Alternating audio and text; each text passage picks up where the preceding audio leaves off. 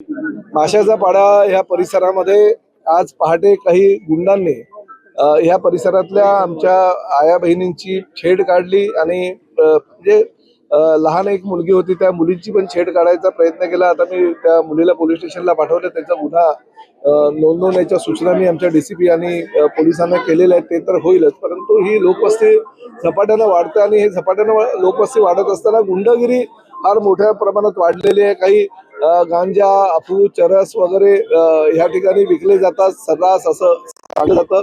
पोलिसांनी काही आठवड्यापूर्वीच 1 किलो गांजा सुद्धा ह्या परिसरातून हस्तगत केला होता. म्हणजे पोलिसांची कारवाई त्यांच्या पद्धतीनं चालू आहे, परंतु तरी सुद्धा एवढ्या मोठ्या प्रमाणात जर गुन्हेगारी प्रवृत्तीची माणसं ह्या ठिकाणी येत असतील, आणि मला तर हा सुद्धा संशय आहे, कारण सगळे भाड्यानं या ठिकाणी 6,000 रुपये महिन्याला भाडा भरून राहतात. म्हणजे बहुतेक माझ्या अंदाजानं काही बांगलादेशी घुसखोर सुद्धा असण्याची, रोहिंग्या सुद्धा असण्याची शक्यता नाकारता येत नाही.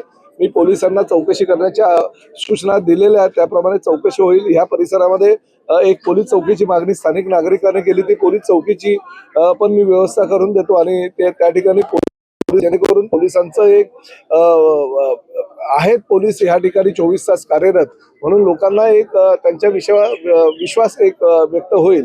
आणि ह्या परिसरामध्ये जे काही गुन्हेगारी प्रवृत्तीचे लोक आहेत ते पूर्णच्या पूर्ण आजच्या आज एक पोलिसांचा विशेष स्क्वॉड घेऊन ते कसे पकडता येईल यासाठी पोलीस चारी बाजूने तयारी करतात.